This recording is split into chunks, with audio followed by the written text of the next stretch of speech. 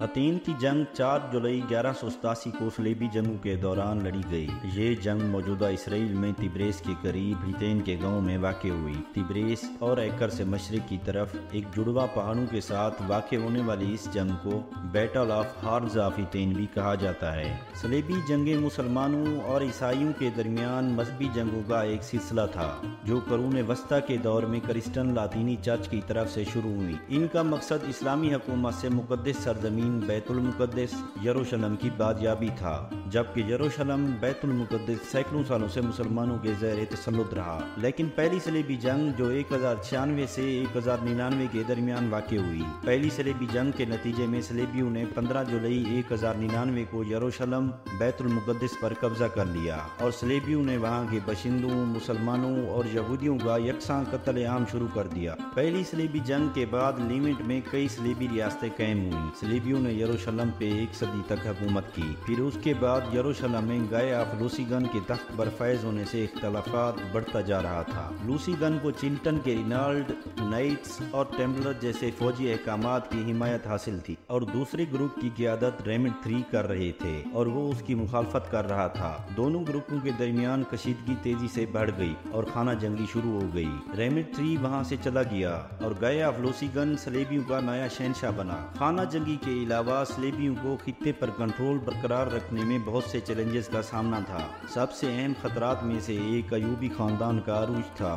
صلاح الدین ایوبی اس کے ممتاز حکمران تھے۔ ان تقسیموں کے پس منظر صلاح الدین ایوبی 1169 میں مصر کے وزیر بنے اور انہوں نے 1174 میں دمشق اور 1183 میں حلب پر قبضہ کر لیا۔ انہوں نے صلیبی ریاستوں کے پورے جنوبی اور مشرقی حصے کو کنٹرول کر لیا۔ انہوں نے تمام مسلمانوں کو سنی اسلام کے تحت متحد کیا اور انہیں قائل کیا کہ وہ عیسائیوں سے دوبارہ یروشلم بیت المقدس کے لیے مقدس جنگ کا آغاز کریں گے۔ حطین کی جنگ یروشلم کے شہنشاہ گائے آف لوسیگن کی صلیبی ریاستوں کے اتحاد اور ایوبی سلطنت کے سلطان صلاح الدین ایوبی کی افواج کے درمیان لڑی گئی۔ صلاح الدین ایوبی اور صلیبیوں کے درمیان جنگ بندی کا معاہدہ تھا، لیکن حطین کی جنگ شروع ہونے کی وجہ صلیبیوں کے ایک مشہور کمانڈر اور فرانسیسی رئیس رینالڈ آف چلٹن کی مسلمانوں کی نفرت کی وجہ سے شروع ہوئی۔ 1186 میں رینالڈ آف چلٹن نے قاہرہ اور دمشق کے درمیان سفر کرنے والے حج کارواں پر حملہ کیا۔ رینالڈ نے ہمارے پیارے نبی حضرت محمد مصطفیٰ صلی اللہ علیہ وآلہ وسلم کی شان میں گستاخی اور قافلے میں موجود تمام مسلمان حاجیوں کو شہید کر دیا، اور اسی قافلے میں صلاح الدین ایوبی کی بہن بھی موجود تھی۔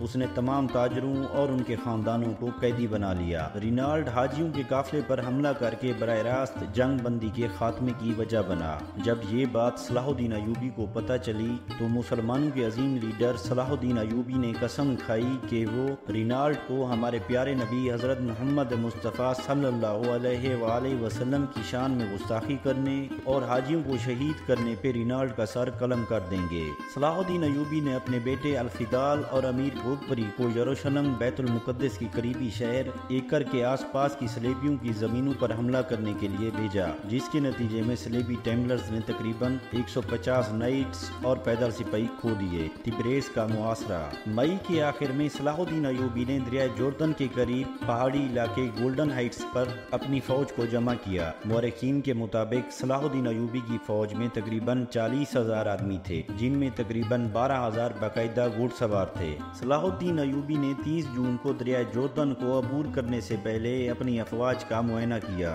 صلاح الدین نے غیر متوقع طور پر جمال الدین حجاجی کا اتحاد بھی حاصل کر لیا، جس سے صلاح الدین ایوبی کی طاقت میں مزید اضافہ ہوا۔ صلاح الدین ایوبی نے فوج کے مرکز اور بائیں طرف کی قیادت کی اور اس کے بھتیجے المظفر عمر نے دائیں طرف کی قیادت سنبھالی۔ دوسری طرف مخالف صلیبی فوج نے یروشلم کے شہنشاہ گائے آف لوسیگن کی قیادت میں شمالی اسرائیل میں واقع صافوری کے قریب اپنی فوج جمع کی، اور صلیبی افواج کی تعداد کے بارے میں مورخین لکھتے ہیں کہ تقریباً 18,000 سے 20,000 آدمیوں پر مشتمل تھی، جن میں یروشلم کے 1200 نائٹس اور 50 انطاکیہ سے تھے۔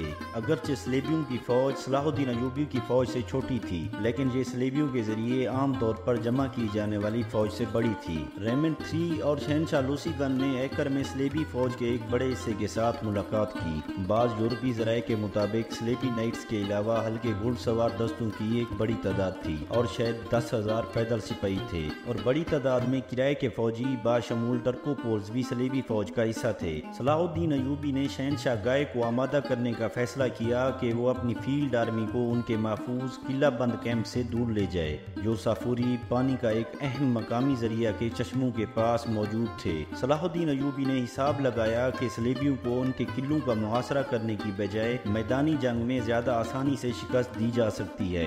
2 जुलाई को सलाहुद्दीन अयूबी ने जाती तौर पर रेमिट के किले तिब्रेज पर हमले की क़यादत की, जबकि मुसलमानों की अहम फौज फिलिस्तीन के गांव कुफर सब्त में मौजूद थी।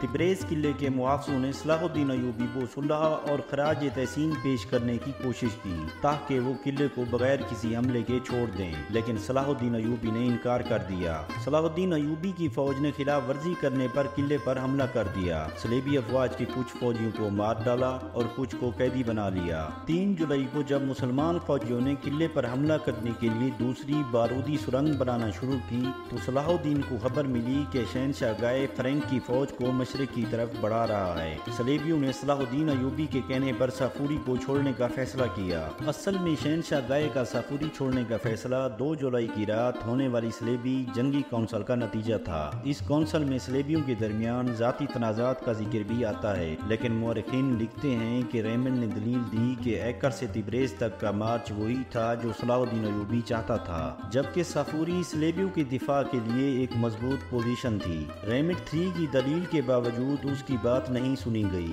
रेमिट पर जिराट और रिनाल्ड ने बुज़दिली का इल्जाम लगाया। उसकी वजह से शहनशाह गाय ने तिब्रेज में सलाहुद्दीन अयूबी के खिलाफ फौरी जवाबी हमला करने का फैसला किया। 3 जुलाई को फ्रैंक की सलेबी फौज ने तिब्रेज की तरफ निकलना शुरू किया, जिसे मुसलमान तीर अंदाजों ने मुसलसल हरासा किया। वो तुरान के चश्मों से गुजरे जो फौज को पानी फराहम करने के लिए नाकाफी थे। दोपहर के वक्त रेमिट 3 ने फैसला किया कि फौज रात के वक्त तिब्रेज तक नहीं पहुंचेगी। रेमिट 3 और शहनशाह गाय ने मार्च का रास्ता तब्दील करने और कुफ्र सब्त के चश्मों की सिमत बाएं जानिब मुड़ने पर इत्तफाक किया, क्योंकि वहां से वो अगले दिन तिब्रेज की तरफ मार्च कर सकते थे। लेकिन सलाहुद्दीन अयूबी की वहां पहले से मौजूद फौज ने सलेबियों की अफवाज और पानी के दरमियान खड़े हो गए। असल में उनका मकसद सलेबियों को मस्कीना गांव के करीब बंजर सतह पर रातों रात कैंप लगाने पर मजबूर करना था। सलेबियों ने वहां पर कैंप लगा लिया। तारीखदान लिखते हैं मुसलमानों ने कैंप को इतना घेर लिया था कि एक बिल्ली भी नहीं बच सकती थी। मुस्लिम तारीख निगार इब्न लसीर के मुताबिक सलेबी फौज मायूस प्यास से सताए हुए, जबकि सलाहुद्दीन की फौज अपनी फतह की उम्मीद में खुश थी। रात भर मुसलमानों ने नारे लगाकर और जंगी ढोल पीट कर सलेबियों को मजीद हरासा किया। एक तो सलेबी फौज के पास पानी की कमी थी और मुस्लिम अफवाज ने सूखी घास को आग लगा दी, जिससे सलेबियों के गले और भी खुश्क हो गए। सलेबी प्यासे, हौसले पस्त और थक चुके थे। 4 जुलाई 1187 को हितैन में फैसला कुन जंग हुई। सुबह के वक्त सलाहुद्दीन की अफवाज की तरफ से लगाई गई आग के धुएं से सलेबी अफवाज को आस पास देखने में बहुत मसला हुआ, लेकिन बाद में जिराट और रिनाल्ड ने शहनशाह गाय को जंग की लाइनें बनाने और हमला करने का मशवरा दिया।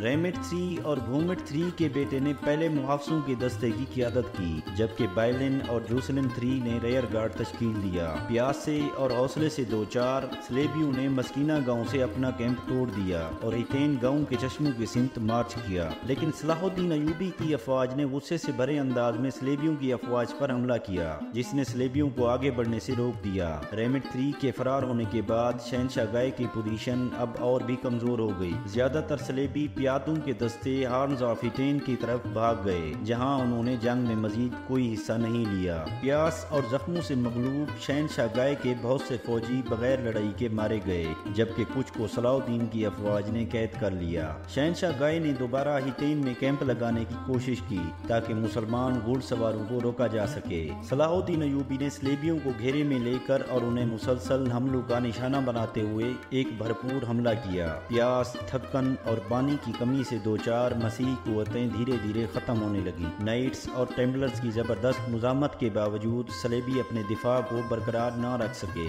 और इसी तरह सुल्तान सलाहुद्दीन अयूबी की अफवाज आखिरकार सलेबियों के कैंप को गिराने में कामयाब हुई। सुल्तान नीचे उतरा, अल्लाह ताला का शुक्र अदा करते हुए सजदा रेज हो गए और खुशी से रोने लगे। हितैन की जंग के نتیجے میں سلطان صلاح الدین ایوبی اور مسلم افواج کو فیصلہ کن فتح حاصل ہوئی اور مسلمان ایک بار پھر مقدس سرزمین میں ممتاز فوجی طاقت بن گئے۔ یروشلم، بیت المقدس اور دیگر صلیبیوں کے زیر قبضہ بیشتر شہروں پر مسلمانوں نے قبضہ حاصل کر لیا۔ یروشلم کا بادشاہ گائے آف لوسیگن، اس کا بھائی رینالڈ آف چلٹن، ولیم پنجم، Gerard de Ridefort, Humphrey four اور بہت سے اعلیٰ درجے کے صلیبی بادشاہوں کو صلاح الدین ایوبی کی فوج نے قید کر لیا۔ رینالڈ آف چلٹن کو صلاح الدین کے خیمے میں لایا گیا اور شہنشاہ گائے پہلے سے وہاں موجود تھا۔ صلاح الدین ایوبی نے شہنشاہ کو پانی کی پیشکش کی، جو کہ مسلم ثقافت میں اس بات کی علامت تھی کہ قیدی کو چھوڑ دیا جائے گا، لیکن شہنشاہ کو اس کا علم نہیں تھا۔ شہنشاہ نے پانی کا پیالہ رینالڈ کو دیا،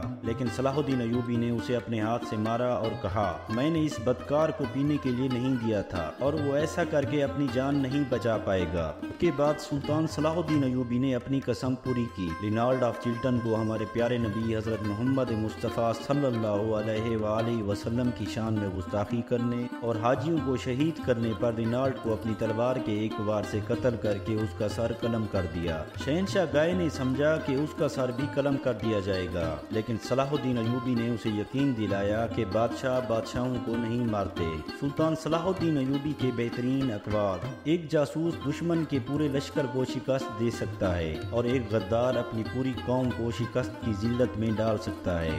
دو قسم کی لعنتوں سے بچو: مایوسی اور ذہنی عیاشی۔ انسان پہلے مایوس ہوتا ہے اور پھر ذہنی عیاشی کے ذریعے راہ فرار اختیار کرتا ہے۔